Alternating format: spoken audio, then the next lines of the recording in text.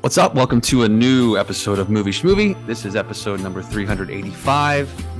My name is Steve. I'm one of the co-hosts of the show, and as always, I'm joined by Ron. Where junkies prowl, where the tigers growl, in search of that much-needed blow, where winos cringe on a canned heat binge and find their graves in the snow. And John. So that equals John. Yeah. Yes. Or and John. That's just kind of a John vibe. If there's a quote that sums John up, it's that. Yeah. Oh, hands down. There has nothing ever touched that. Yeah. No movie that captures me more than our required viewing for today. How you guys doing? We had a little bit off week, unplanned last week. Everybody feeling all right this week? Yes. Yeah, very good. Much better all around. Good. So yeah, we're gonna get into required viewing here in a second. I picked Deep Cover a couple weeks ago. This is a early '90s crime thriller from Bill Duke, starring Laurence Fishburne. And just a kind of preview for the rest of the episode. The feature review today is going to be the new Teenage Mutant Ninja Turtle Mutant Mayhem film. That is, by the time you're listening to this, in theaters now. Actually, by the time we're recording this, it's in theaters now. But and then we'll kind of throw some other things we've seen towards the end of the show over the last couple of weeks. But Deep Cover. Remind me, had when I chose this, had you guys seen this yet? I know Ronald, I think you might have seen it, right? You talked about it. It's been a while, man. Like, it was one of those movies that I always saw the box for, right? That I wasn't quite allowed to watch over my family's house, just because it was like, for some reason, New Jack City was there, but something about Deep Cover felt a little less like. There weren't as many parts to laugh at. So, like, I guess my family was like, this might be a little more serious. So, right. Deep Cover is not going to be on the menu for Ronald. And I saw bits and pieces. And then when I was like 18 or 19, I saw it a teeny bit. But this is my first like splash. It's my first complete dive into Deep Cover. Yeah, I got the jacket and everything. I think for me, this would have lived on the video shelf, because I was doing the math. In 92, I was out of the house. I was in school at this point, so I was not at home watching HBO. But this feels like an HBO movie to me. So maybe it was maybe in the summertime or something. I watched it. What's the movie with Denzel where his life gets ruined and it's a crime thriller? You talk about the one where he got shot with the needle? Yes. Oh my God, that movie is nuts. What's that movie? What's that called? With which one was that? When was that? So it would have been an 80s movie, but it was an HBO movie that I think in it too. He might be, but yeah. So you're right. It's like they shoot him up and Ricochet. They wrote Ricochet. Yes, Ricochet. I was going to say Boomerang, but that's the Eddie Murphy romantic comedy. I had this movie in my head, I think, occupying a very similar space to Ricochet, which was all over HBO at some point when I was at home. This one, I think I had a similar feeling that I've seen scenes from this, but it might really just be the video box. And maybe I was around when somebody was watching it or something, but I really don't think I've seen this one, but I feel like maybe moments from it have been called out or pointed to or something. There's something kind of like underneath the surface, but it feels like this movie had an impact genre wise, and like what was happening. It was a response to the type of film that was happening at that time. In 92, we were starting to see a little bit more of like Black creators, behind the camera, like Bill Duke, even though this movie was written by two white guys. I think it's important to say. And, maybe you can tell in some spots, but yeah, this was one of those that feels like, oh yeah, I had it in my head that Fishburne and Goldblum were in this type of movie together, and I could picture the box, and yet I didn't have a real firm idea of it outside of the fact that you're right, Ronald. There is something kind of intense or seedy. Bleak is one of the descriptors that comes up on Amazon when you watch it. So I think this is like more bleak than New Jack City in a way, right? It's less fun. I think that's something you got. Even though I did just quote some brilliant poetry. I really do think, Steve, I think John got me. I don't know if I've ever seen Deep Cover. Before now. And I think that the movie you thought you might have. I've seen Ricochet 50 times. So Ricochet was the year before this. It's 91, it says. Yeah, so it was like that same sort of feel to it. Okay. Like gritty, nasty. Okay. Yeah, snitches and undercover cops, and right. it's And when like, you're a young person watching this, you do feel like you're watching something a little more gritty or adult yes, man, than the stuff that you're for used to sure, watching. for sure. What's your experience with it, Steve? I mean, I definitely remember watching this probably more so in the late 90s. I feel like there was a run like junior year of high school or something, which would have been like 97 or 98, 99 for me, where I just, was always grabbing, like you said, the box art. I've mentioned that a lot for these required viewing movies that we picked. It's like the Hollywood videos or the blockbusters, like the ones that just really stood out to me that I feel like I had missed maybe because I was only like 9 or 10 when it came out. But yeah, I remember the box art for it as well. I remember like being in a mode where I was like, specifically, I guess with Jeff Goldblum and like remembering like Larry Fishburne at the time, like the things that he had been in, and being like, oh, this sounds pretty cool, like just having that kind of thing. So it was always a go back and check it out thing. Like I had like almost like a mental list, and not to mention like I always had like those Leonard Maltin like books that you used to be able to buy. Yeah, that like had like the breakdown every year of like the ultimate movie guide, and like I feel like this was always one that I had like scratched in on the back, like I gotta check this out eventually. But yeah, like it does feel like it fits into that like Ricochet. I see the comparison, or like there's a bunch of other ones from the late 80s, early 90s that kind of are very comparable to this. But I remember watching it at that time and really thinking, I'm really kind of liking it, and I especially at that time in my life, just kind of the exposure of like the morality that Laurence Fishburne's character is kind of going through. It's not just a crime thriller, it is that, and the drugs, the gang stuff is there. But I really thought that's what kind of stood out to me when I remember when I watched it the first time, was like getting to see Jeff Goldblum kind of be like a villain of sorts, or a bad guy of sorts, and then just being like, yeah, I really like Larry Fishburne, and seeing that when I saw it. And then a year later, being introduced to one of the more iconic characters of all time, like being introduced to Morpheus and being like, holy shit, that's the same dude. Yeah. And it's like you come to this movie 7 years later, 6 years later, and then a year after that, it's like the Matrix changes the game and he's one of the stars of it. So it was like, It was a very surreal thing, because it was so recent at the time. So yeah, going back to it with some of the picks that we've made recently, and being like, yeah, I want to revisit that. Because recently, I don't know how recent, maybe in the last year or two, they'd had the Criterion release for it. And I remember, again, the box art was amazing for that Criterion release. It really kind of still kind of put an angle on the original box art and went into like the blues and the pinks and the purples. And it's a gorgeous artwork. Yeah. And it had kind of caught my eye as like an interesting pick for Criterion.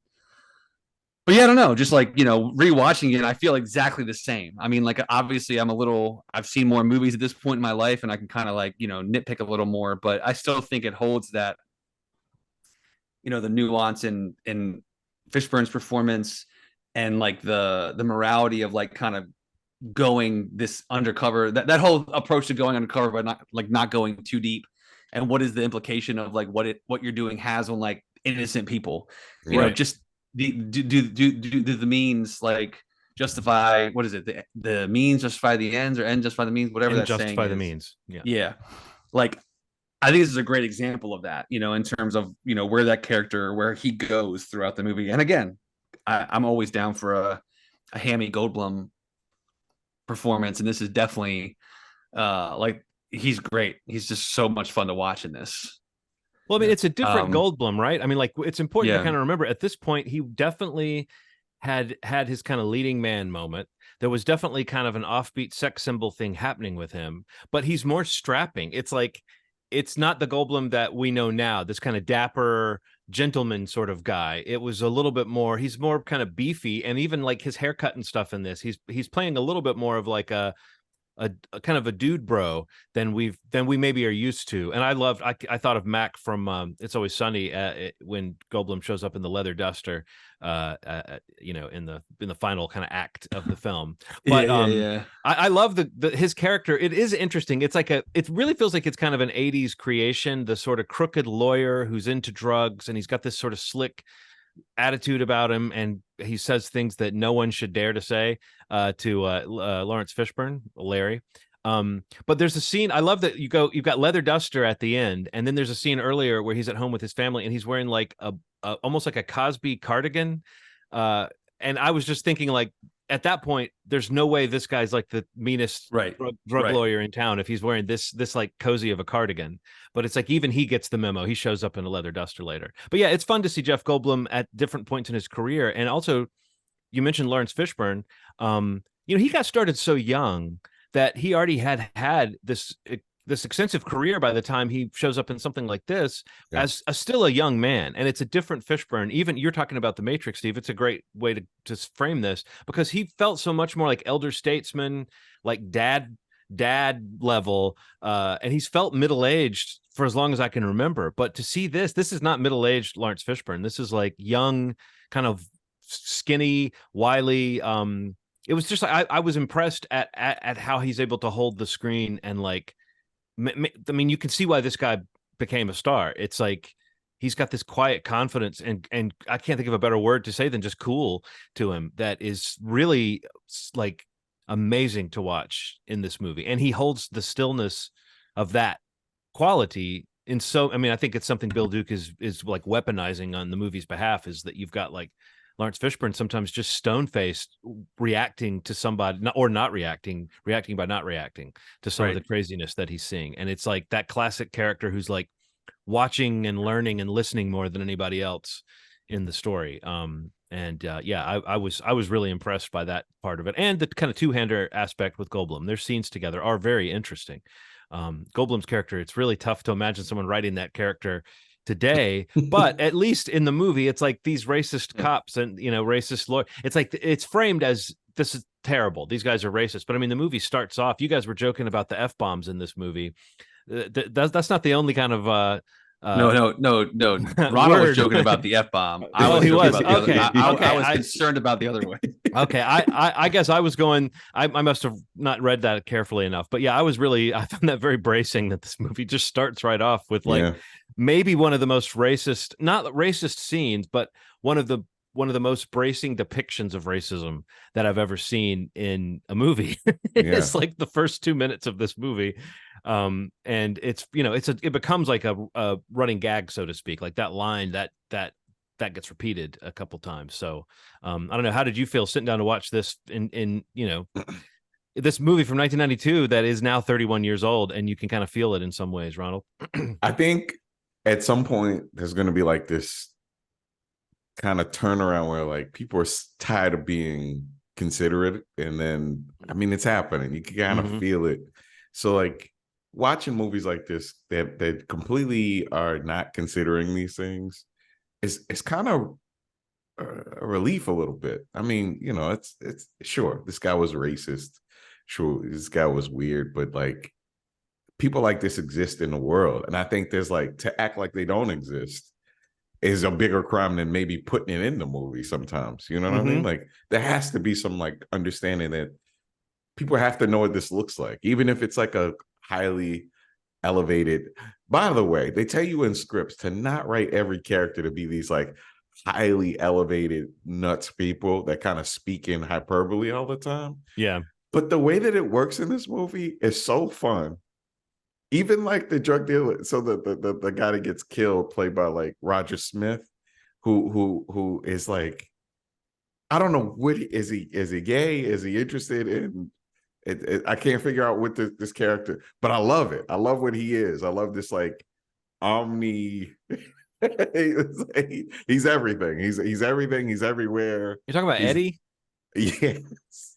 Yeah. Yes. It is a very stylized performance. It is, and exaggerated. It almost made me feel that, but there's a scene or two later where people are like getting beaten or something, and they're really playing up how pathetic it is, and I was thinking, was that something that Bill Duke was directing this actor to do in this character? It would be to like, no, don't play this guy as cool, because he's not. Yeah. Eddie is not cool at all. Kind of a spazzy. Yeah. if we can even say that word word anymore. Yeah, Yeah. no, I don't think we are. I don't think we mean it that way, but yes, I think that it's like, you can't even use that word anymore. But an erratic, erratic, yeah. Spike Lee alums, these two, Laurence and him, and there's something about like every character is nuts. Like the muscular drug dealer that says "Hasta la vista, baby," and shoots someone, a little kid, and just like in broad daylight. It just not broad daylight, but like it was the evening. It was the early evening. People were out getting dinner. It was just a violation, and I love that part about it. People, it's sure there's some like gray area, but I think that it's supposed to be like that, right? Like, everybody's supposed to be likable in some way. This guy was like nothing about him was redeemable. Right. He was so awful, and the conflict that he had with how to level out this guy. You felt it. It was like, man, he doesn't want to have to deal with this guy. He doesn't want to be around him. He's nasty and kind of, he's like, he wishes he was Arnold Schwarzenegger. He's like living this nuts life. And every character's like that. And I loved it. Well, you know, right from the beginning, that opening scene with Glenn Turman, I think that's that actor that we love, right? That's his name. Glenn Turman's so good. Yeah, Glenn Turman, so good. But it's in like 2 seconds, he goes from like, you know, it's like hitting his son and saying, like, kind of saying, like, stop crying, kind of thing, where it's like, but like, and he wants him to see him robbing the place. You know, he comes out holding up the gun and the money, and he says, "You see," I just thought that moment was so crazy. Like, that got me. Like, I know it's over the top and not subtle, but when he's standing there with the, even before he gets shot, but just him standing there with in front of the son, holding up the money and the gun and saying, "You see," I was like, okay, these flashbacks that explain how someone came to be the way they are, they can be a little heavy-handed, but I really bought that one. I was like, I got the path we were on with this guy, you know, like, so when Laurence Fishburne is flirting with that criminal world later, you don't really know how much he got out of it. I mean, that's one thing this movie doesn't do, which I kind of like, but I also think in the deep cover scenario, a lot of times you have a real sense of the person's life outside of the cover and what it's doing to that life. And you don't really get a sense of Laurence Fishburne's life outside of the cover, outside of his experience with his dad. But just that moment with the father, Glenn Turman, like, hangs over the movie.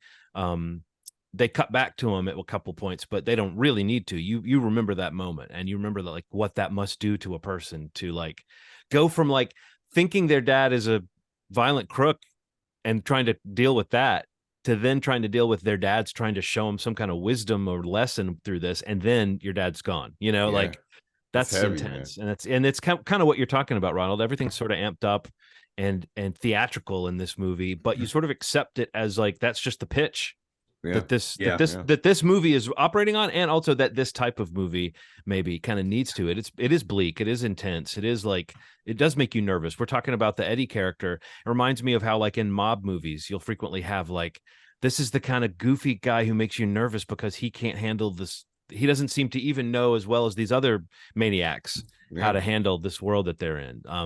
So seeing Laurence Fishburne as this super calm person thrusting himself into the middle of it, it's not like we've never seen this story before, but I mean, there's a reason why people tell this story. It really is compelling, the idea of how far would you go and where's the line. Right in the middle of this movie, he's essentially a drug dealer. I mean, he's selling drugs and shaking people down, and to then have that be betrayed by the feds and everything. I don't know. It's just it's a well done version of that story that you expect when someone says, "Oh, a cop who's too deep undercover," you know, like. Anybody have any specific performances or moments they want to kind of call out before we move on? Oh, I want to say just off the bat, to get it going, the most sensitive portrayal of a young addicted mother that's ever been put to film. That character is so over the top loathsome in that scene. She does like 19 things to be like the worst in that one scene with Laurence Fishburne's character. It's like, oh, I wonder if they're trying to say something about this mother. I mean, honestly, for me, it's just it's Fishburne. I mean, I think it's kind of like what makes the movie for me. And I mean, I feel like one of the scenes that really stands out is that like car chase scene. like where the guy's like hanging out of the car. But that's only something I remember that scene even watching it back then. So watching it again, it kind of stands out. But yeah, I don't know. It's all Fishburne for me. Yeah. I'm gonna have to throw a wild card out there. Mod Squad's Clarence Williams. Oh yeah. Come on, son. It's very like intense. Like he knows he's in too deep. He's trying to guide this guy who doesn't have like a father figure, and the turn that happens, it's just so good, man. It's a well written thing, and Clarence Williams, the third, kind of comes in with this intensity, this father energy that I needed to kind of contrast all the crazy drug dealer energy that was happening. Well, he plays so great. Like he does good. Like what's about like square? Like he's a little bit square in this movie. Yeah, but the way the movie uses that is also incredible. Like when we get to what happens with him and what it does to Laurence Fishburne and what it says about the relationship between Laurence Fishburne and Jeff Goldblum at this point, like it's extremely emotionally powerful. I mean, if you're letting yourself go on the ride the movie's taking you on, that scene where Clarence Williams the third, that's his name, right? Where he gets killed was like, oh yeah, I even forgot that there was like a level of tragedy that this movie could hit that would affect Laurence Fishburne's character. Yeah, and that you realize like the movie hasn't really been telling you that he likes this guy that's checking in on him. But obviously it wrecks him to see that this decent man, a good cop who's not stepping over the line, who's not playing with fire the way that his character is. That was really interesting how that character evolved from kind of almost like a one note sort of, oh, he's that guy. He's the sort of preachy nuisance kind of guy who's saying you need to stay on the straight and narrow. And then in the end, it turns out that he's like, a lot more important. I thought that was a really interesting character. Yeah. So who's next? Well, I believe it's me. And we talked about the theme, like the Black Rain was a intense thriller, a cop thriller, crime thriller, and then this was kind of following in the footsteps of that. So I had I went to my list of movies that I want to talk about with you guys, and there's one that has been coming up recently for whatever reason. You ever see that happen where you're interested in an old movie and then like for 2 or 3 people in social media or something will start talking about. So this movie jumped onto my list, but one thing bothered me was that I was like, it's from 1973, and I was like, well, have I been choosing only movies from the 70s for this thing? So I actually did a little, if you guys don't mind, I'm going to dig into a tiny bit of required viewing stats. My pick for next week will be the 39th pick. So I sort of logged my pick. It's still my pick, but I did go back and say, I feel like every movie I've picked has been from 1973, but that's not actually true. Here's how it breaks down. Ronald, since my next one will be the 39th, that means we've all done 13 movies. So Ronald, you've chosen 5 from the 2020s, 1 from the 2010s, 1 from the 90s, 4 from the 80s, and 2 from the 70s. Cool. Steve, you've chosen 5 from the 2020s, 2 from the 2010s, 1 from the 2000s, 2 from the 90s, 3 from the 80s, nothing from the 70s. Oh. I've chosen 1 from the 2010s, 1 from the 2000s, 2 from the 90s, 3 from the 80s, and 5 from the 70s. So not all, but at least almost half of mine. Yeah, right. But what's interesting is that means we're like, you guys have chosen 5 each from the 2020s, and I've chosen 5 from the 70s. So it's almost like maybe we'll start to meet in the middle. But I also wanted, when I started doing this, I was like, well, wait a minute. So that makes me wonder, like, what's our most represented decade? And actually the 80s and the 2020s are tied each for 10 picks. That kind of makes sense because 2020s is the recent stuff, and the 80s is sort of like whatever we want to say about our movie tastes. I think the 80s would be our movie decade, probably the most. Yeah, for sure. Also I should have said that one of mine was from the 50s. That's further down on my little spreadsheet here. So that was The Lady Killer. So anyway, I'm sticking with my 1973 pick. I had one more thing I wanted to say though about the stats. This is actually kind of an interesting thing. Of the years, the most of the years just that we represent only have 1 from that year. The the year that has the most movies chosen from it is 2022, which does make sense. But I was curious, like I looked at all the years that have more than one movie from it, and I tried to see which year had the best spread of like what movies we've chosen and what they represent. And I think it's hard to beat 1989 because that's the year from which we've chosen Black Rain and Society. And I just feel like that's a pretty good spread, you know? Yeah, two nuts movies. Yeah, then well, I think any movie you put with Society is going to be a spread because there's not really another movie like Society. Anyway, so I'll probably continue to bring in this kind of nerdy shit as time goes on because I like making spreadsheets. But so yes, the right now the 2010s and the 80s are the most represented in our choices. So if we want to break outside of our mold, it's not this. I actually could do this 70s pick, and then I can move to another decade for a while, and I can probably spread my averages out. But for next week, we're talking about a British crime thriller from 1973, directed by Sidney Lumet, and I did look that up because I was like, is it Lumet or Lumet? But it's not either one. It's Lumet. Really? Yes. Lumet? Lumet. Wow. Lumet. Sidney Lumet. But it is a movie starring Sean Connery as a cop who becomes so disgusted with the crime that he's seeing, he actually takes excessive action with someone who may or may not be guilty. And it's a movie called The Offense, from 1973.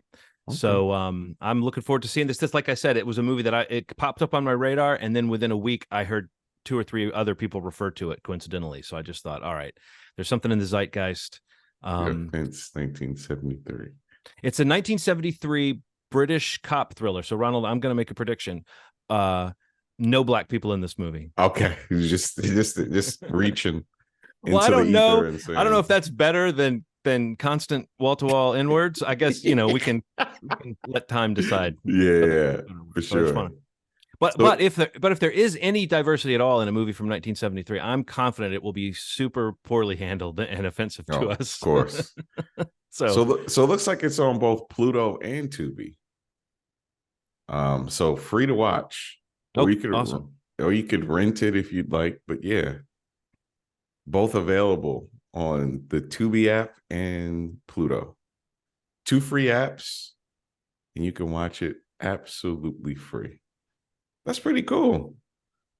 It's typically it's not both of the apps. I don't think I've ever heard of this movie. Yeah, me either. Yeah, but so I'm gonna definitely see it. The Offense, well, 1973. Well, Ronald, you're required to see it. Yeah, for sure. 1973. Okay. Dope. Adding it to the queue right now.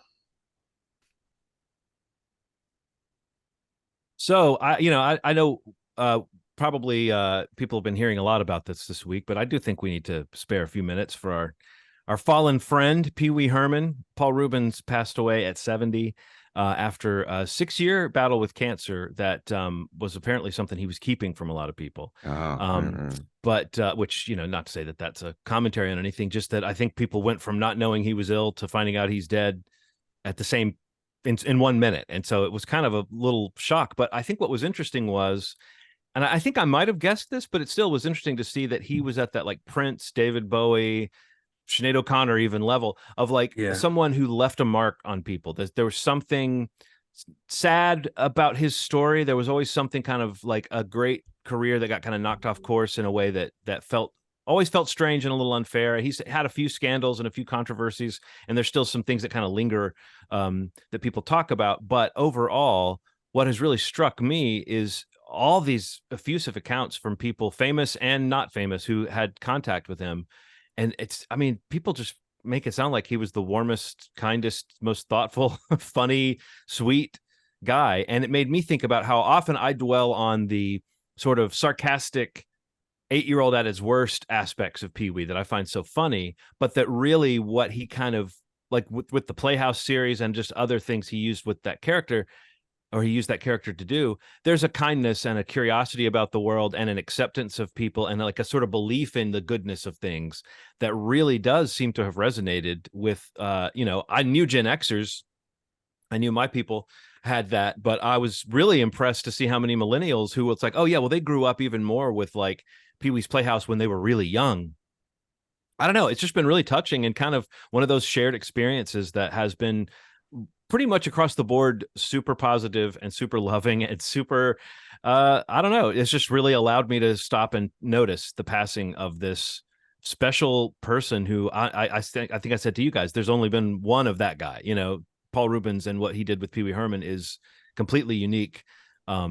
Yeah. The only thing not unique about it is that he stands next to other incredibly unique things like Buster Keaton or Charlie Chaplin or the Marx Brothers or something like that. Like it's a joyous comedy creation that has clearly left a mark on a lot of people. So I don't know. Let's maybe in praise of silliness, we lost a silly man this week, and that always brings me down. Ronald and Steve, what did you think of the career of Paul Ruebens? I like gray suits because of him. I almost exclusively buy gray suits because of Pee-wee Herman. But you went against the red bow tie, though, I think, right? I did. I never really it didn't really go for you. I should have did that. But yeah, he's amazing, and I think the Pee-wee thing could be a real thing to love. But he Matilda, Mystery Men, Buffy. I mean, Blow. I loved him in Blow. Mm-hmm. But we do in the shadows. In the shadows. Yeah. So like that, on top of just the phenomenon that Pee-wee was. I mean, if you weren't on the Pee-wee train, like I used to think that people just didn't get it. Like I'm like, how do you not understand what he's doing? He's like one of the first people that I'd watch, and I was like, he's doing a thing. And it won't stop. It's like it's continuous. It's intense. It's really funny and caring, and had a lot of heart and range to it. Larry Fishburne. Let's talk. I mean, come on, yeah. One of his really cool, prominent things that I remember from. So I'll say you either remember Cowboy Curtis or probably Morpheus. Yeah. So crazy. What a range. What range, man. Yeah, I was watching a clip from a doc that was like showing, it was an interview with Laurence Fishburne, and he was talking about how John Singleton was like a door guy. Like he was a PA, but he like watched the door for Pee-wee's Playhouse. Like he was that, and that's how he met him, and he would go to Boys in the Hood. But like I was just like, yeah, that story's great, Steve, by the way, where he amazing. Says that like, what was it? Laurence Fishburne treated him like a human being, basically. Yes. And he's like, John Singleton said, let's go have coffee or something. Yeah. I'm going to write an Academy Award-winning role or something like that for you. Yeah. I don't know. I just thought that was really cool. I love those connections. I love when someone being kind has like a ripple effect. Yeah, but I mean that show is I mean, especially of like people our age, or I mean, it's just like late 80s, early 90s. Like Pee-wee's Playhouse was the thing, I mean, it was iconic, and it is still iconic, and it's truly unique and one of a kind, and the character is one of a kind. But I mean, even beyond the show, like Pee-wee's Big Adventure, the movie, is just like one of my favorite comedies. Like it is wall hilarious. To wall great funny moments that have all become, not to overuse the word iconic, but like almost every line in that movie has been turned into a meme or a quote. You know what I mean? Sure. It's that good.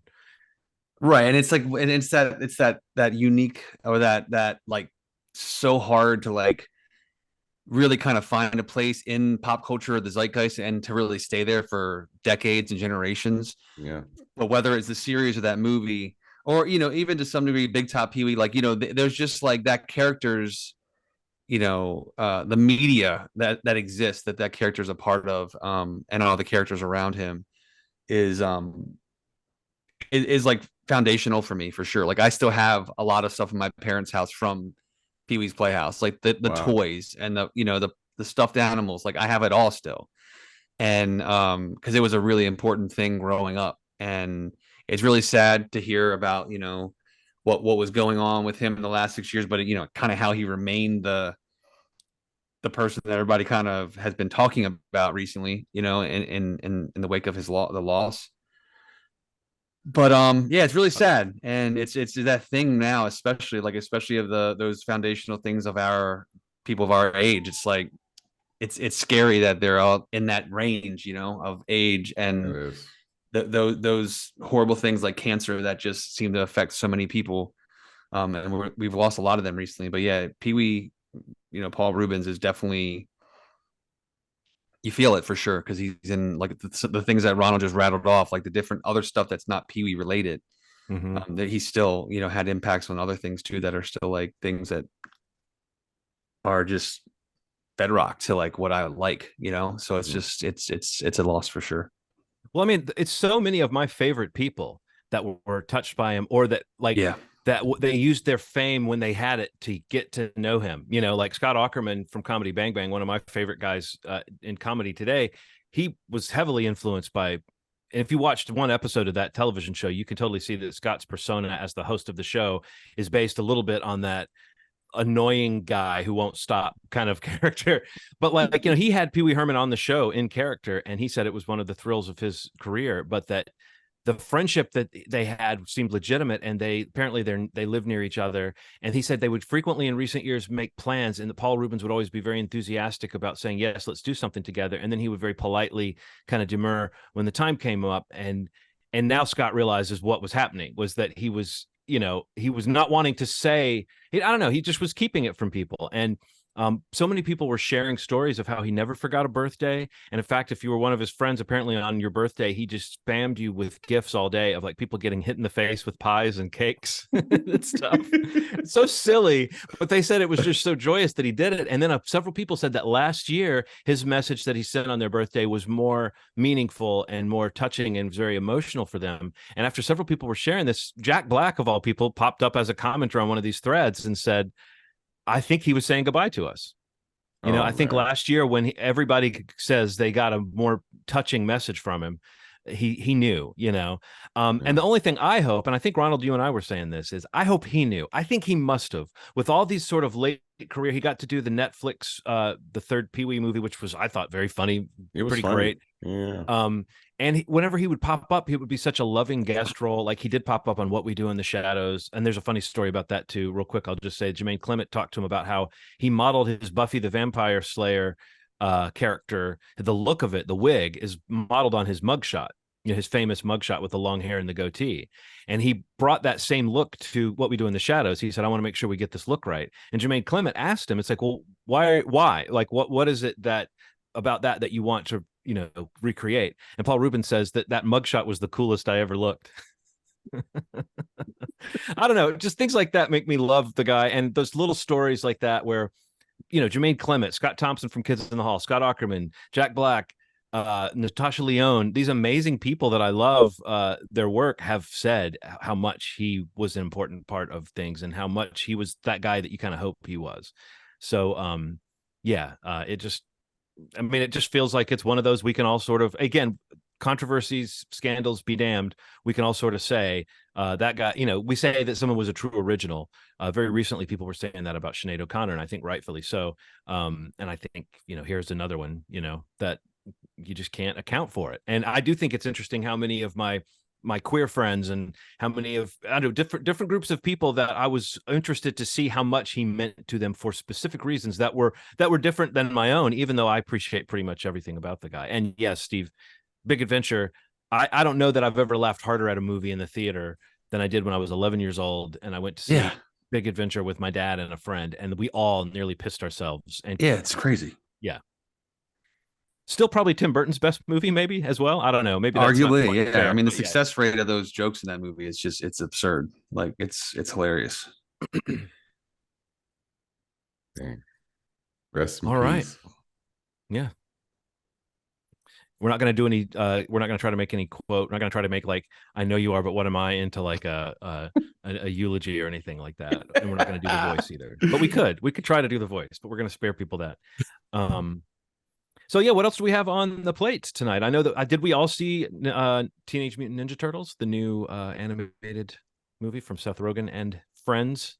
I believe we did. I hope we did. Yeah, we did. Yeah, I hope so. Well, I mean, here's another cultural touchstone, right? Like for a lot of people, I think for you guys, Ninja Turtles probably loomed larger because they were this animated series that was probably when you were the right age for it, and like it was geared towards kids and the toy line and the cereal and the snacks. I was a little bit more like, I was into the comic, and then I was kind of interested in the cartoon when it came out, but it definitely seemed to me when I was a teenager anyway that it was more for kids, and so I was not as into any of the incarnations. And I'll just start the conversation by saying I didn't realize until I sat down to watch this movie in the theater that this is the first Teenage Mutant Ninja Turtles movie that I have watched.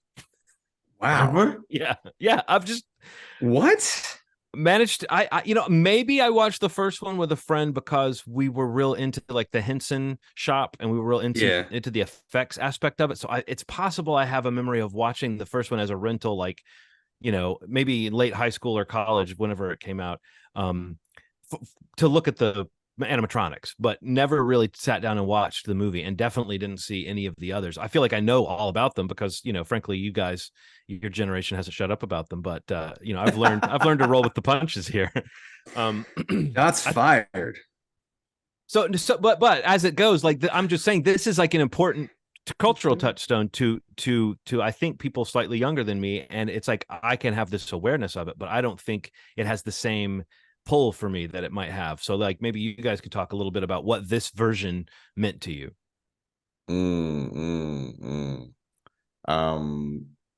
80s, late 80s, 90s hit culture like a fucking meteorite. I mean, if you didn't have something Turtles related, you'd have something bootleg Turtles related.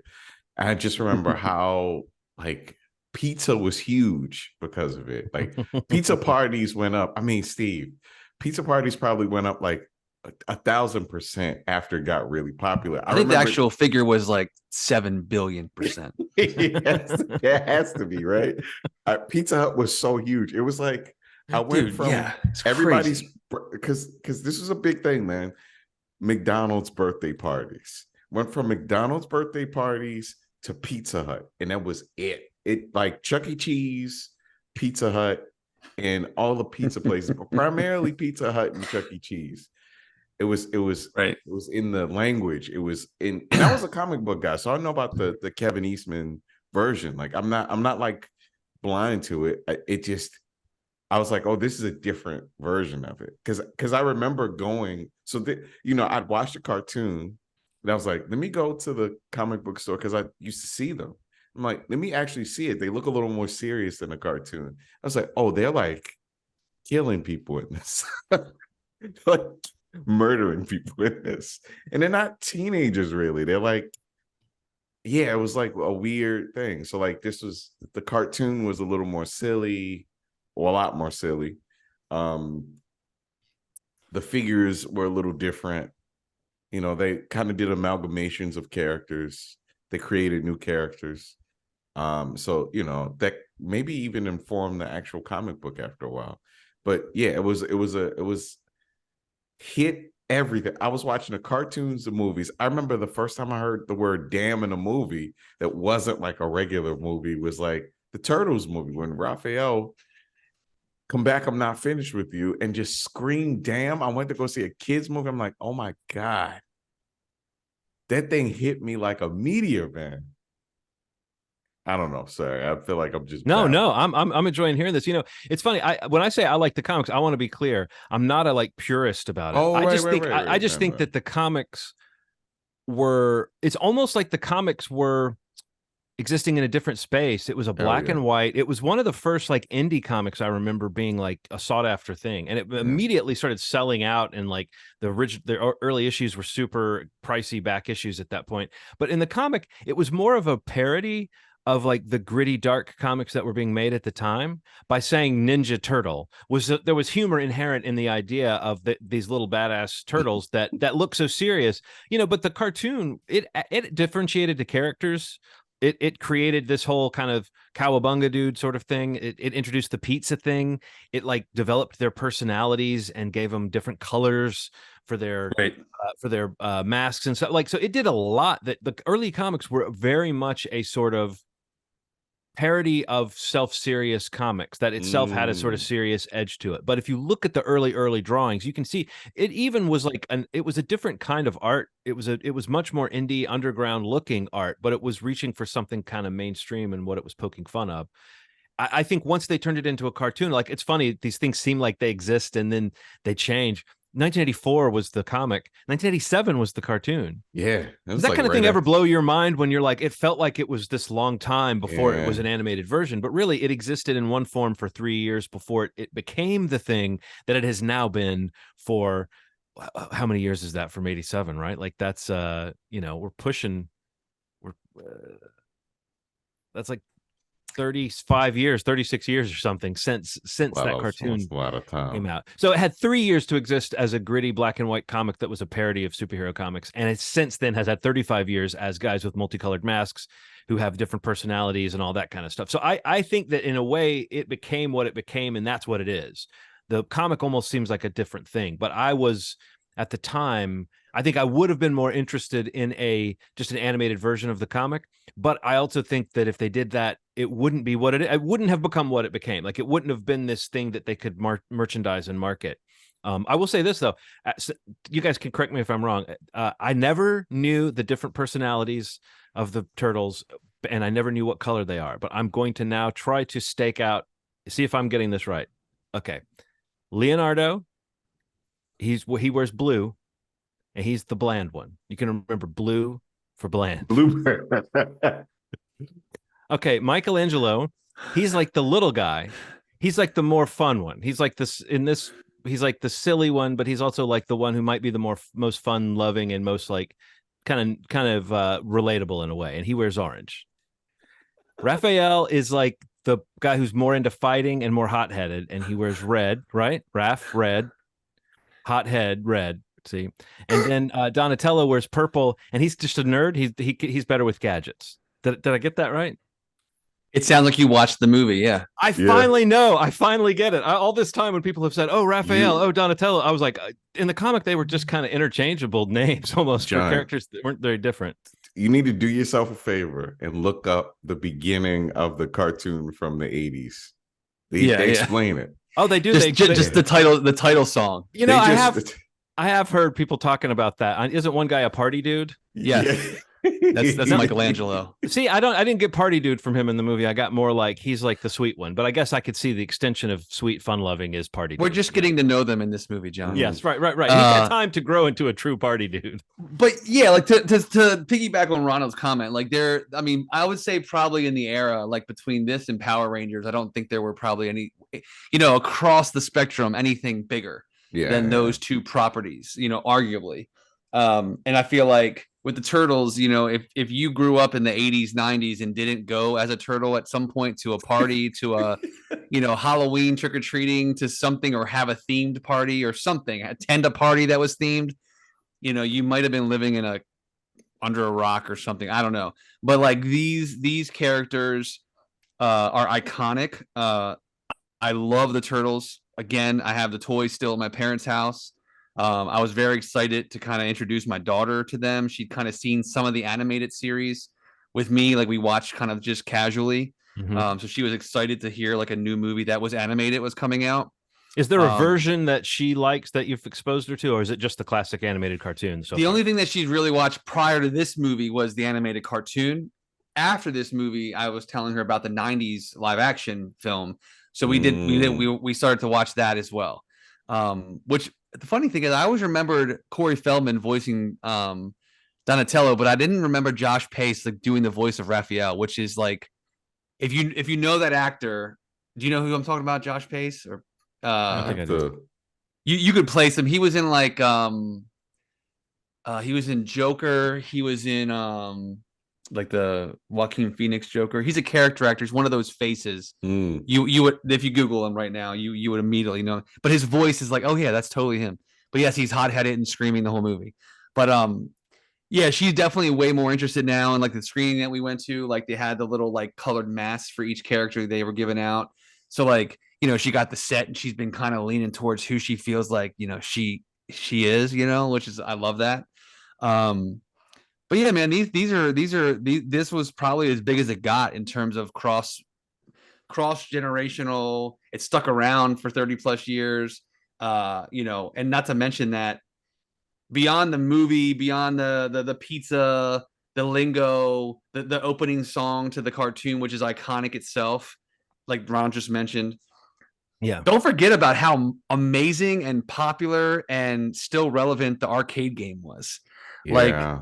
the side scroll Ninja Turtles arcade game is an all timer. Like it's like Feel up there like with Simpsons. You know what I mean? Like it's one of the ones I want in my house when I have more money and a bigger house. Yeah. Like I have I the need to have Cowabunga that. collection that just came out for Yeah, Xbox. yeah. It has all the games from all the systems, They're just including they're Game just I can Boys. remember sitting at those arcades, which Yeah, again, so a relic good. of our time is arcades, but like real arcades with quarters and not little credit cards you load with points. But yeah, the games just like they kind of infiltrated every part of your life as a kid in the late 80s, early 90s. So um this movie, Mutant Mayhem, which is the one that we're talking about, is in theaters now. Again, from Point Grey, Seth Rogen, who's also voices one of the characters in the movie, one of the more identifiable characters from the 80s 90s run. It was exciting to see that group involved with this because we talked about this in the podcast before, and I say it a lot like this. I love Seth Rogen. I love Point Grey. I really enjoy most of the things, if not all of the things, that he and Evan Goldberg have been involved with as producers, writers, stars, whatever, with Seth's case. But hearing what their take on Ninja Turtles was going to be when they announced it a few years ago was really reassuring, because I think one of the things that and John, you not seeing the other stuff like all the way through and stuff, but like I think one of the assets like that this movie carries is the idea that the turtles are like 15 in this movie, and like they're voiced by kids that are that age. Yeah, And I think that is like a huge asset to this movie. As much as I love the animated, the movies, the live action, even enjoy some of the Michael Bay stuff that came out a few years back, the idea that kids are voicing these kids is huge, because like I think that the emotion coming through in the voice performance of these young actors, the voice acting in the movie in general is just incredible, I think. But I mean, the Turtles casting kids to be, the four leads is really great in a different angle, I think, and it really kind of more accurately is kind of tapping into this adolescence and coming of age period of this version of Ninja Turtles, which was always there, but it's kind of like it's kind of undersold a little bit, because you could always tell that like these are like men voicing these characters, but I don't know. I don't know if we're going to get into. Can we talk about what we thought of it in general, or oh what? yeah, definitely. I mean, I just want to say that I loved it. Like in a simple statement, like this is like maybe not as grand as Spider-Verse, in terms of like, the scope of storytelling and kind of what they're going for. But I feel like this, Ron and I discussed this after the screening that we went through, like it really sits in that same space for me. The idea of taking an IP that I love and that I'm very familiar with and finding a new way to present it. And not to mention that the animation itself, I just thought is gorgeous. And the voice acting is great. The direction's great. It's co-directed by Jeff Rowe, who did Mitchell's vs. Machines a few years ago, which is, again, we talked about highly on this show, and was one of my favorite movies of that year. And that too sits in that space for me. This pushing the art of animation and storytelling through animation and just movie going with animation is just we're like becoming spoiled in a lot of ways with some of these movies that we've gotten in recent years. And this is up there for me. Like we were laughing constantly during the movie. My daughter loved it. I was engaged throughout the movie. It moves so quickly. It's a barely 90 some minutes. And it does a great job of setting up whatever could come next if this is a success. And hopefully it is, because I would love to see more movies with this cast of characters, and a lot of characters like from the comics and from the show that we never really got in live action movies before, that you get to see on the screen for the first time, which was a lot of fun to watch. But it seemed like you were enjoying it too, Ronald. What did you think of it? I mean, it's one of the better movies that I've seen in a while. Just Spider-Verse was really good. I think there's something about what this one did with family, and right, that hit me in a different way with the father. Father stuff is always going to mess me up a little bit. Right. And the approach to kind of I did what you do, and I kind of was watching some of the behind the scenes stuff, and what was really important for Seth Rogen was that it sounded natural, and they recorded almost like 95% of the movie in the same room together. So, oh yeah, I saw that. Yeah, Yeah, so that's awesome. something about that, just the banter in it, there's a scene where they're kind of making fun of New York, the New York stuff, yeah. New York stuff. Bacon, egg, and cheese. Yeah, we outside. We outside comes from Side Talk. Look up Side Talk is one of the weirdest things in the world. It's just like this guy on the street, like just these guys on the street interviewing New Yorkers. But we outside is one of the bigger things that they say on those Side Talk. But it just, they capture these things that only younger people would have caught, and it's like this like language, this lingo, this fun, this like making fun of a thing that like it's a little thing that we, as a teenager when you're playing with your friends, you're like joking around, they say this one thing that bothers you, you're just like, that's why your haircut doesn't look like the way it's supposed to look, and you're like, that you remember it and you just sit with it, and it's like the things that you go through as a teenager that are really cool, and your voice not being there quite yet, and just when you meet a girl, the way that it feels like fireworks are going off in your head when you meet somebody really nice. And Ayo, man, God, the voice acting in this movie. Yeah, she was really great. Yeah. Yeah, oh my she's God. hilarious. And the unsung hero of this movie, I mean, I haven't heard it just because of everything that's going on with them. People hate him right now, but Ice Cube is so funny in this movie, man. I would say either him or Paul Rudd almost steal the movie. Yeah, But I guess I was thinking like just because he's such a You're right. Who he is as a villain. It fits that character. Yeah. You're almost not as surprised to see Paul Rudd hit this right down the middle. This is perfect for him. But with Ice Cube, that question, almost because people are wondering about him right now, some of his he said choices he's made. But like, there's something about that performance that and now I'm thinking about the young actors and realizing when I was talking about the characters, did I list Leonardo twice, or did I remember Donatello's name? You got Donatello. Okay, good. I just, if you ever do that where you say something and then you're like, did I say that completely wrong? You can check it when you edit. Yeah. I'm most certain that you said Donatello. But if anybody's listening, I know there's 4 different names and there's not 2 Leonardos. If I got it right, then I knew I was right and I'm confident.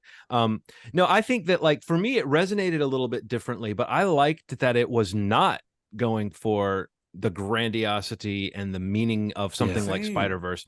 I thought the animation was really interesting. I kind of agree with you that we're now in an age where you can't be a lazily animated movie and interest us. Like you can't just be Pixar figuring out how to render water droplets and hair better than ever before. There has to be some sort of a little stylistic thing to really make it click. This 100%. Movie, there were times where I thought the character designs were almost like unpleasant to look at because there's so much going on with them. Like Splinter in particular, I felt like was look, he looked like, blurry. Well, he looks bad. Like in the world, he looks bad. It's like, I don't think it's a bad looking graphic. I think that they made him kind of a disgusting looking rat. Like just his fur, everything looks like kind of dirty. But I think that the level of detail and like, even if my eye didn't always want to have to parse what was going on, I was really interested to see how like when there's smoke, they have like sketchy lines that are kind of blurring around. I mean, it could be a little busy or a little much, but it still is like it's thought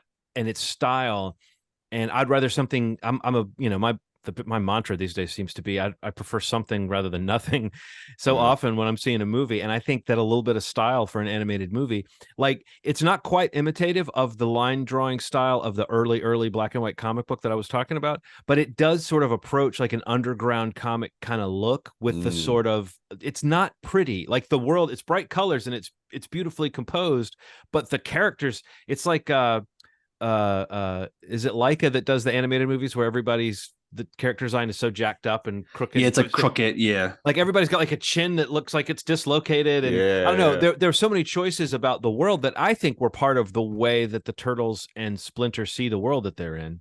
which is these hateful, almost like a mob of villagers with torches after them. And I think that there's even a moment in the movie that plays heavily into a character walking up that we think is going to be a nasty person and turns out not to be. And that's like important. I think that the emotional resonance for me felt like it was there, but it wasn't. This movie just wasn't trying to break the mold of storytelling, and for that, I was kind of appreciative that it was sort of like you said, Steve, a brisk 98-minute movie with all this style to spare, these fun vocal performances. Like, there isn't a lot to it. I know that you guys have locked onto it and you know more about it than I do, but like one of the things about Ninja Turtles is, even at this point when you're going back and telling the story, there's not that much to it. It's such a beautiful, simple concept. They're fighting mutant animals. They are mutant animals. They're in the real New York City. There it is. Do you know what I mean? It's like, I don't know. There's just something sort of neat about seeing it. And I'm with you, Steve. I have a lot of, even if I don't always love what they're doing, I just love the reach of what Rogen and Goldberg are doing with their production shingle. And when they take an interest in a project and actually do the writing, or, you know, like the envisioning on top of just kind of their name facilitating a movie, there's usually something really thoughtful and special about it. And I think the fact that this movie isn't trying to be the most thoughtful, special thing in the world, but is kind of trying to be a brightly colored, fun blast, is what made me really enjoy it. Like, what made me kind of walk out smiling. And, you know, even someone who doesn't have the emotional attachment to it, they tease something in the mid-credits scene that I'm like, of course, that's what they're going to tease next for this world. But it's like teasing the Joker in Batman's world, or teasing Zool in the Ghostbusters world. It's like, we all know what you're leading up to, what confrontation the Turtles have to have if you're going to continue this thing. But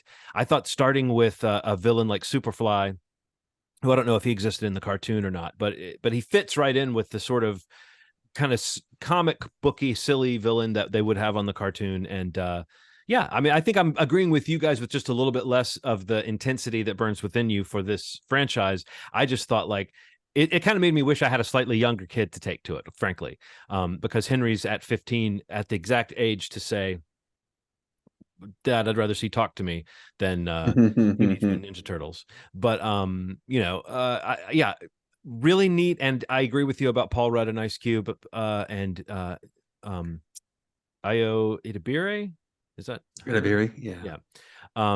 Yeah, they really stand out. And I think we can see the slightly different, slightly contemporary, slightly more, I mean, you can see what the differences might be if they carry forward this version, how they might branch away even from just April O'Neil's like body type. This is like and race. It's like a little bit more inclusive vision. They don't hit that too hard.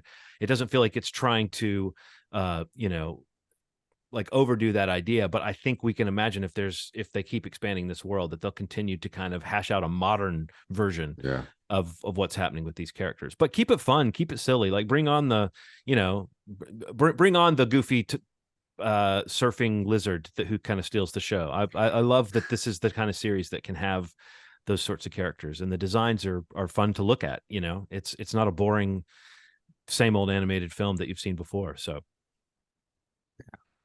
I think I want to also say, like, the soundtrack is really great too. Like, the soundtrack so and the scores by Atticus Ross and Trent Reznor, which is just incredible that they did a score for a Ninja Turtles movie.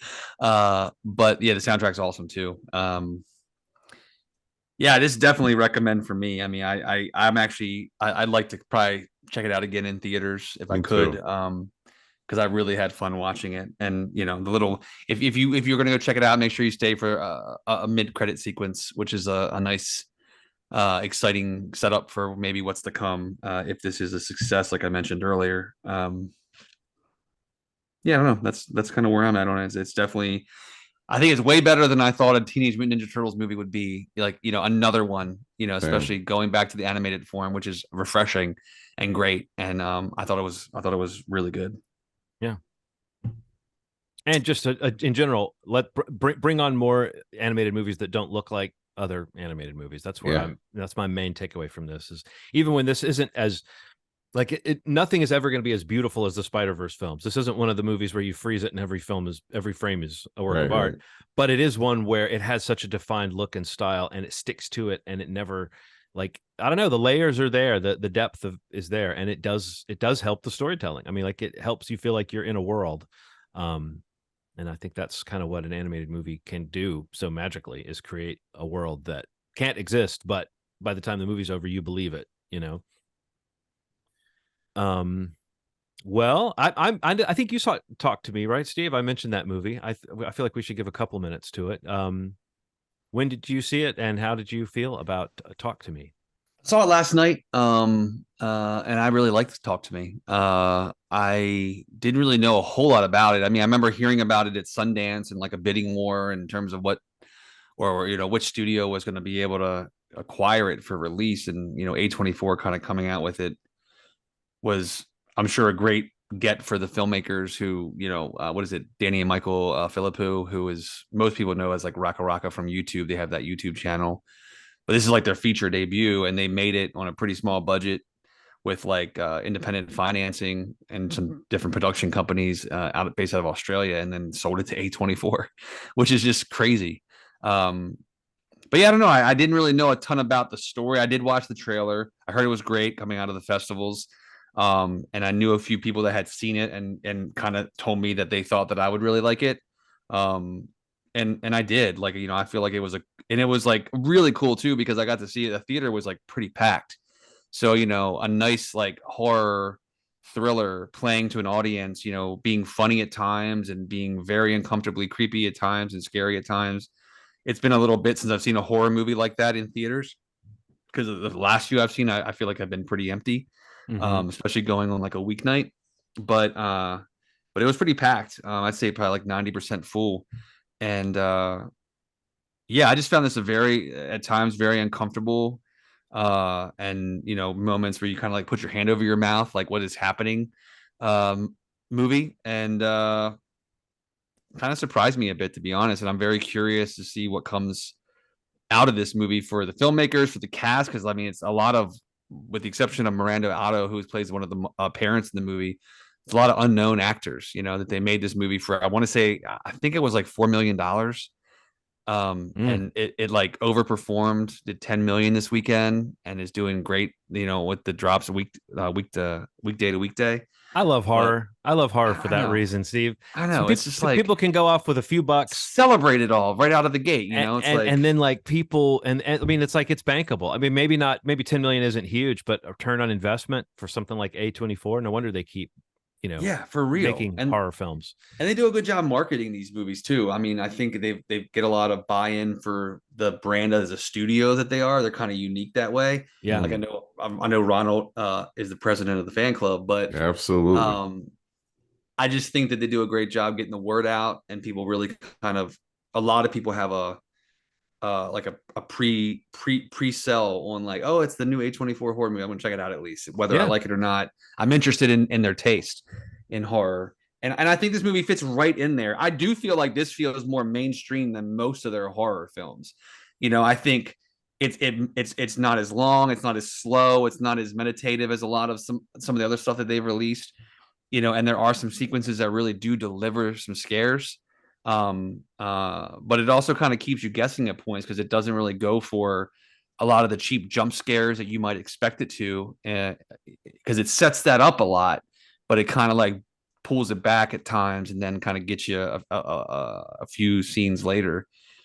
But yeah, I really like the performances in it. It's one of the better surprises of the past few months that I've seen, honestly, like especially longing for some good horror. We've had a couple good ones this year, but I think this was definitely kind of one of the better ones recently for me. What did you think of it, John? Well, I saw it last night as well. And people should know we're recording on a Wednesday, so we both saw Tuesday night showings. I went to a 10:50 showing last night with my son, and you got to go to at least one late movie in the summertime. I'm sorry. Before that kid gets back on a good sleep schedule, I have to try one more time to destroy it. For sure. But like, and it wasn't packed, but it was pretty well attended. I mean, there was enough of a crowd to have those crowd moments where people are laughing because they're uncomfortable, and where they're laughing because the movie's funny.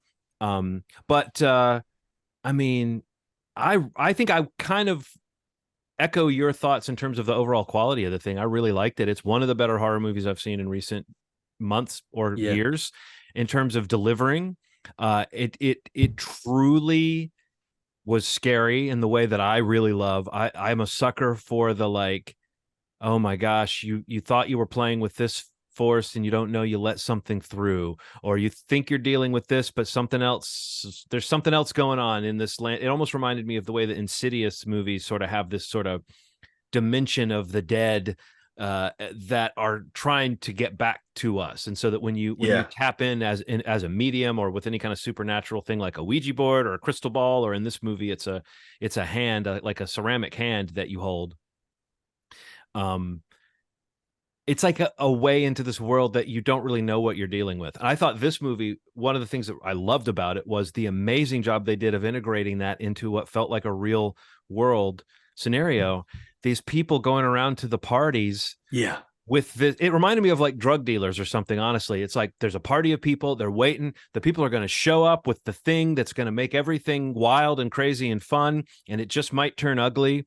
That's totally, I don't think the movie's making a commentary necessarily about drugs, but it totally maps onto that idea of like what drink or drug does to a group of people. You know, like there's the potential for amazing fun and complete disaster because you've introduced this element in. And these two people who have the hand, I don't know, I just thought that stuff was really well done.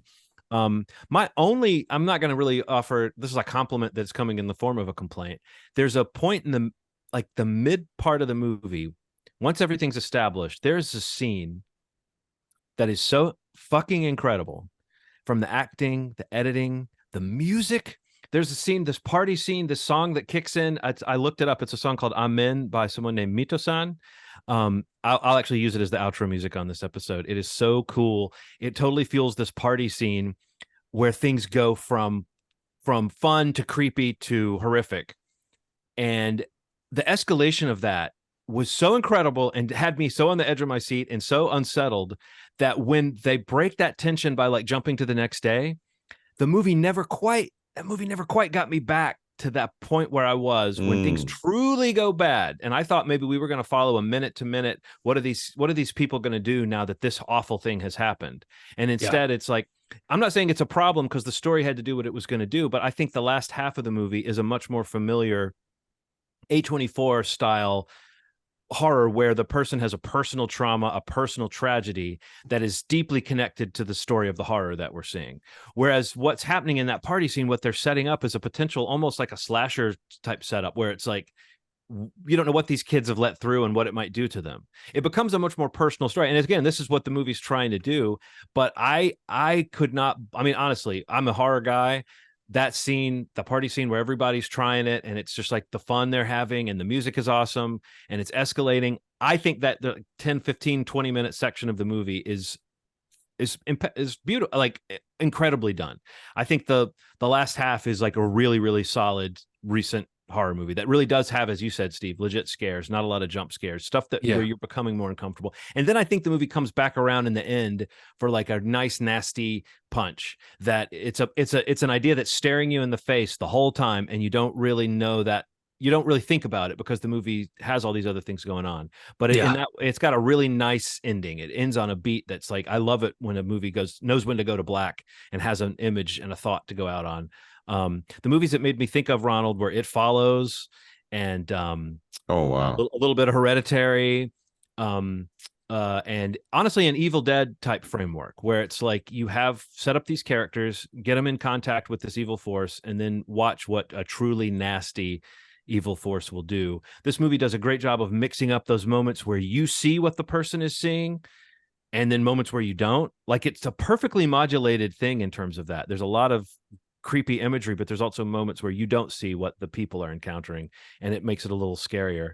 But I want to say that like that middle section was just thrilling to me as a fan of the genre. I really do think they tapped into something simple and super creepy. You totally get it. The whole thing of holding the hand and the things that you say and what happens then is just, I don't know. I just felt like I was watching a brilliant new spin on something that we've seen before and just like managing to make it all those things you said, Steve. It just felt really of the moment. It feels like a really 2023 horror film and like a really, really good entry in the genre and a great example of what, if you take an elevated horror framework and you push it a little more towards the mainstream and maybe jack up those scares a little bit, What a fun ride. Yeah. I kind of loved it. I mean, I really kind of loved it, but I do want to stress, I absolutely loved that middle part. And I think that I just really, really admired, what they do after that. And I think too, the acting is something even my son pointed out, was that, like, he said, I really liked all the characters. It's like, it wasn't the usual horror movie thing where there's some characters that are like paper thin or underdeveloped that you kind of find annoying. Even the more annoying characters had a certain kind of humanity to them, and the family relationships and bonds of the situation of the story. I just thought I bought into it. I really bought into the characters and really hated to see them have to deal with like the worst possible thing that happens about halfway in the movie, so I look forward to more from these folks. I hope they stay in the genre for a little while, because they did a great job. The story behind this movie is really, really awesome. If you've never seen their YouTube, the Philippou brothers, it's Raka Raka, RACKA twice, but like about 4 or 5 months ago, they like kind of posted a video about the story of making this movie and like taking it to Sundance and the A24 of it all, and just like their experience, which is an awesome little, very like genuine, honest, like they're definitely like big personality guys. I've only watched some of their videos, but I'm familiar with them from YouTube.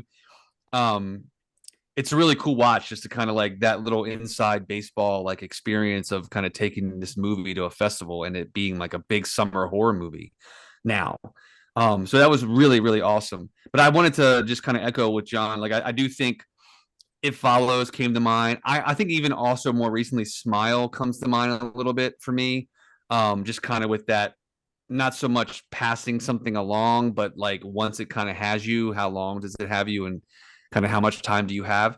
But I really liked, like I feel like John said, like it kind of comes around at the end, like for like a nasty kind of kick.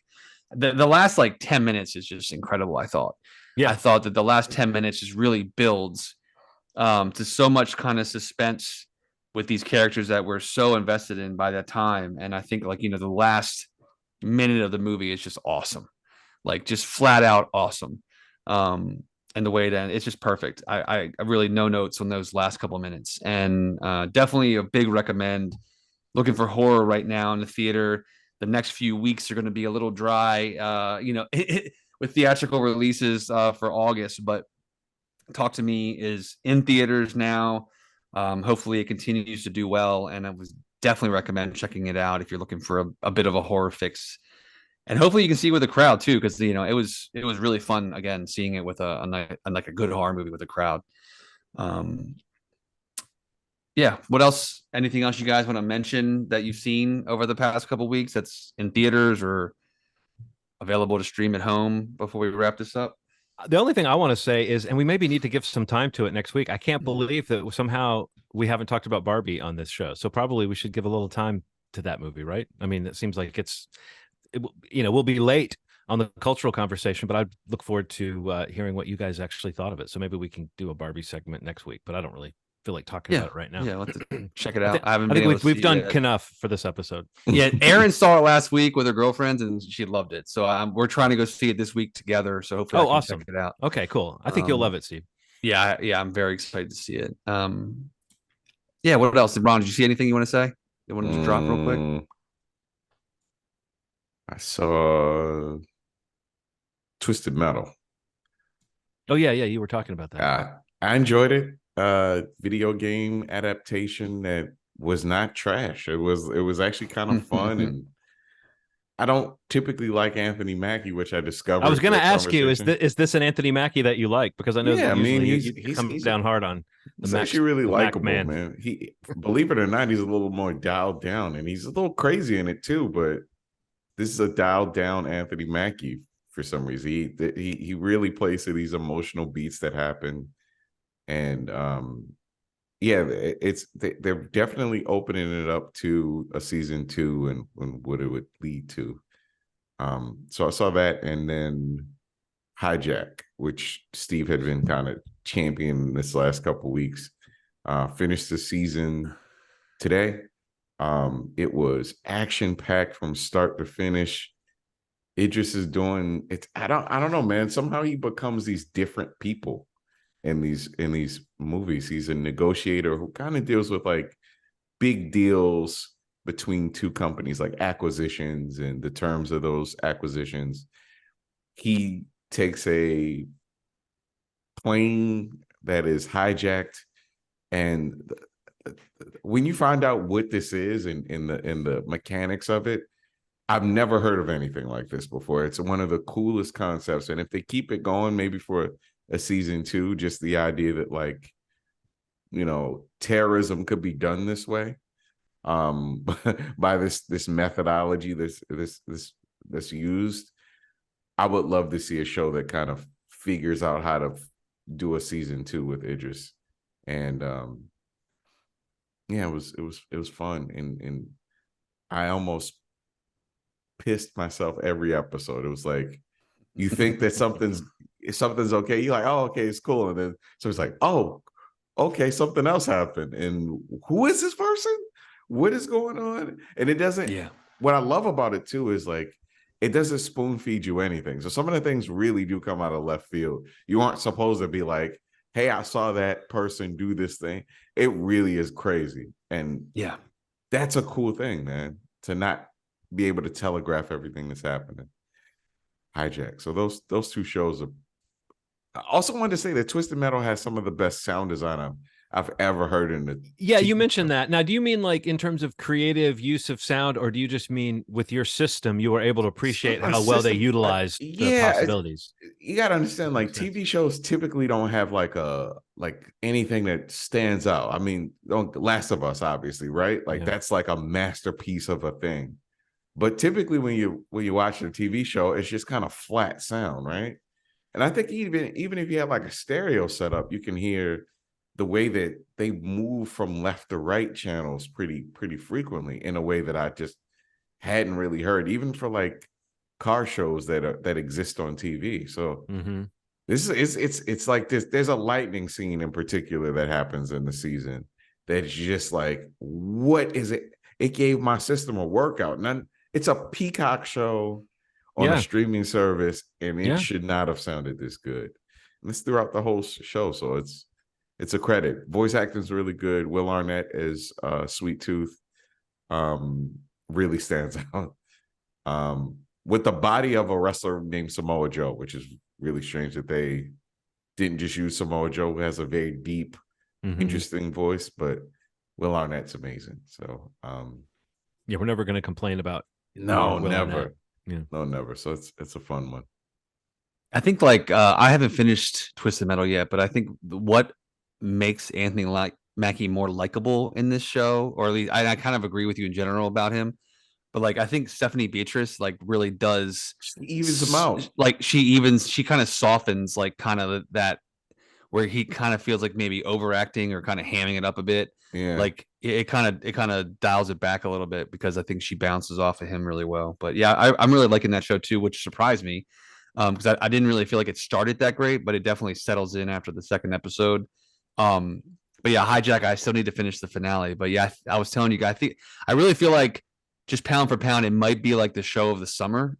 Ooh. Like, only simply because like that's not a sequel or a second or third season, just like an original show this summer.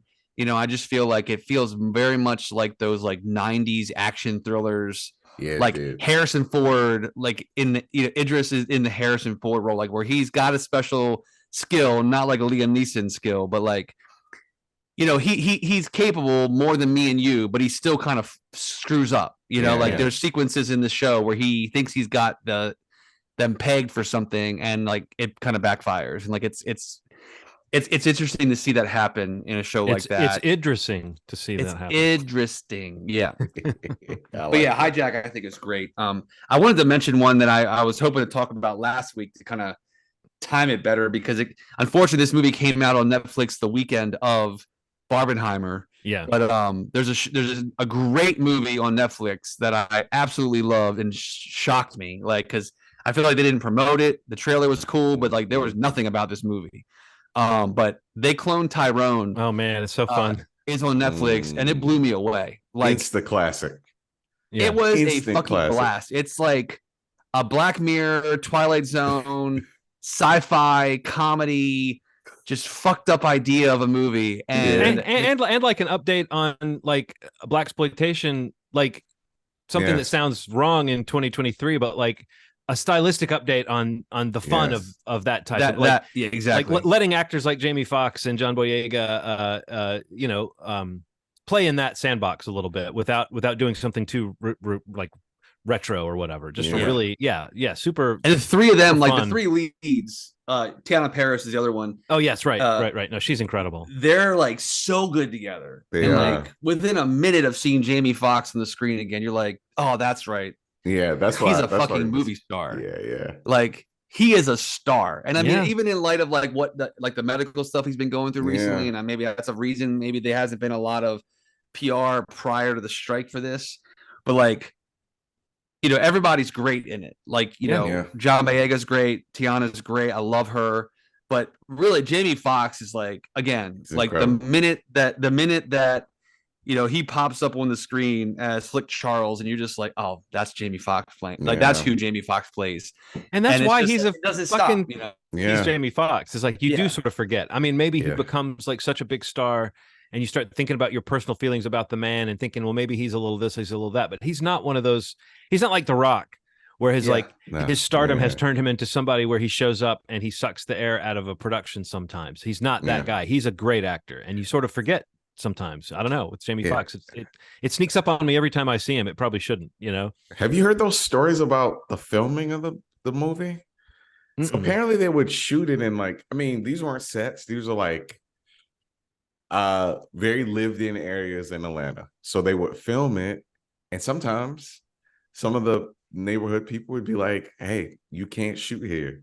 And apparently like Jamie Foxx would go out and like tell jokes. Like, hey, you don't have to do anything bad. They're like, Jamie Foxx. And he was like, John Boyega said essentially, he was doing stand-up in the middle of a bunch of like thuggish dudes that were about to kick everybody out, steal equipment. He was like, he had them laughing.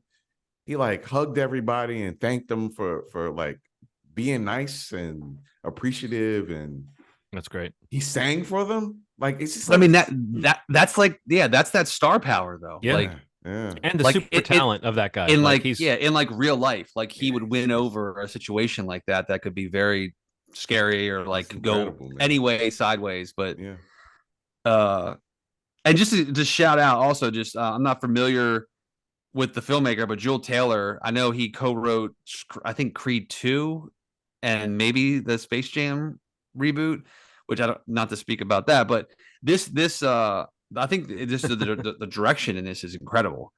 I just feel like as a filmmaker, this is like quite the flex for like being like, I think really the first feature directorial debut. Just another one with style for sure, and just a lot of great sequences that really stood out to me. Like as they like all this stuff when they kind of make their way through the thing that they discover that's not on the same level of Earth that we stand on. Like all that stuff was awesome, you know. And again, I just talked about Talk to Me having like a killer last sequence. I just feel like this movie too has like a really awesome last 3 minutes. And you know, it's just like, you have one of those aha moments, you know, when you think about the movie's title and you're like, okay, yeah, got it. Isn't it interesting when a movie is just trying to wrap up its own self and not trying to set up 13 more movies in the franchise or react to whatever audience reaction to the last thing in the franchise? I mean, I do think that's something about They Clone Tyrone that like just makes it feel so fresh, is that it is it has all the marks maybe of what we love about like IP, but none of the baggage of IP. It's like but it's got the innovation of like, here's like a hook, you know what I mean? Here's a very extremely hooky story. I mean, honestly, I feel like in a weird way it was mismarketed too, Steve, but I have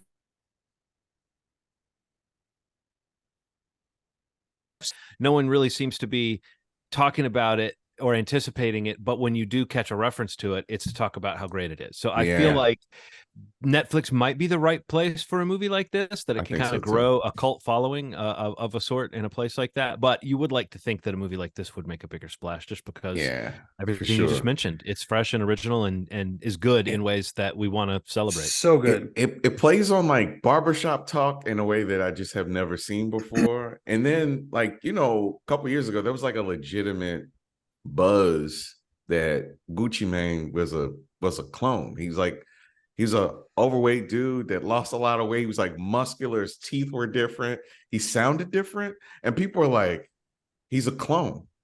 It wasn't even like a this is my theory. It was just the talk was Gucci Mane is a clone. Yeah.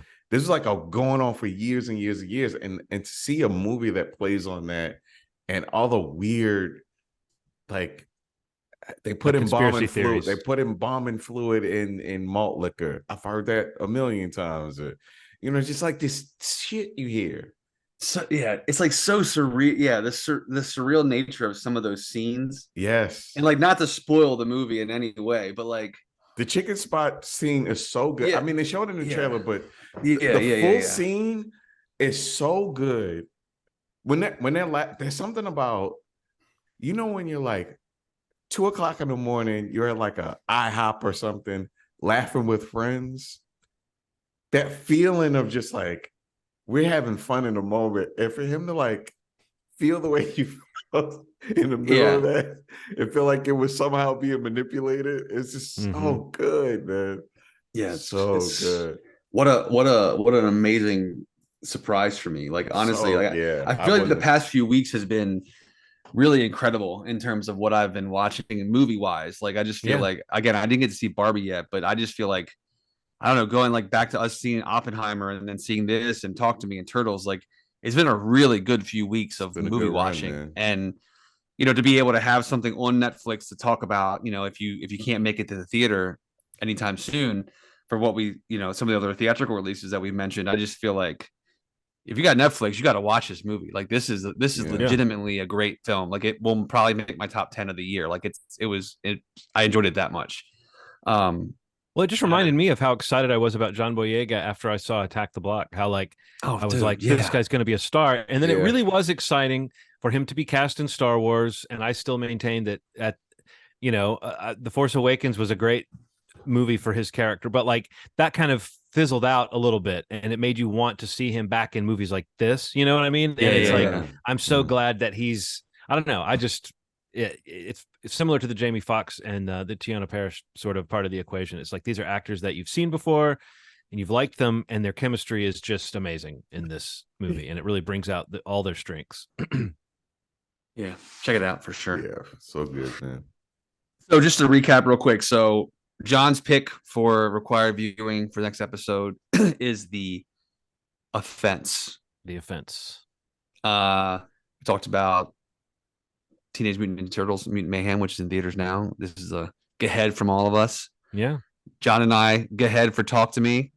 Mm-hmm. And Ronald's got some series he's giving you get heads on. Twisted Metal. I'll second that and HIJACK. And again, if you're home looking for something right after listening to this episode, just go on Netflix and watch They Clone Tyrone. I'm going to guarantee you like this movie. Like, I don't see how you don't find it entertaining. Like, it's that entertaining. Yeah. That's a lot, guys. I hope you took notes, but I just recapped it for you if you didn't. And I don't know what we'll talk about next week. Maybe Barbie, if we all see it. Otherwise, I'm sure we'll see something between now and then that we can throw together. What's the big release next week? Is there? Oh, the Meg 2 comes out this week or next week. This week. Well, that's exciting. Also, maybe I'll go see that. If ever there was an August movie. Yeah. I was like, it's Meg 2. Yeah, but that's a movie that like almost made $1 billion. No, I know, but I'm just saying it's like insane. It's that late like in the summer. It's like like 600 or 700 million worldwide, which is like what? Yeah. And then they get Ben Wheatley to direct the sequel, which is just even more of a what? I know, right. And the look of the trailer is like, that's what I got to see this movie. Yeah, every time we see the giant shark coming through the wave, and then we see like Statham like on, I Statham. guess on like a jet ski A on jet top ski, of the a wave, Sea-Doo, maybe yeah. holding a gun or something. Like Or I like a laugh, I spear. laugh every time I see that. You know, the Yeah, spear. It's man. even better. Like Yeah. yeah, that movie looks exactly dumb enough to be fun. You know what I mean? And it could be that that's just the trailer, but I'm thinking it's going to be exactly Honestly, that's as what the dumb first one and was. fun as it looks. That's what the first one was. I felt like it was. I had fun with that one. Self-awareness goes a long way. Too It much, does. maybe For it gets a sure. little, it For curdles sure. into something. But for this type of dumb shit, self-awareness goes a long way. Yeah, you know what you signed up for. Mhm. All right, cool. Well, we'll see you guys next week. Moviesfree.com is the website. You can go there to subscribe to the podcast if you haven't already, or just to catch up on past episodes right on the site. And youtube.com/moviesmovie podcast is if you want this beautiful video element to be able to see us on a weekly basis. I mean, it's up to you though. You can take your pick. Look how handsome we still are. You don't get to see the hand gestures or like the Yeah. nods of agreement, you know, like Mhm. before words come out of our mouths. It's like bonus features, you know, but they're free. You know, we're not charging for them or anything. But yeah, we'll see you guys next week. And as always, you've made our day. Thanks. Bye.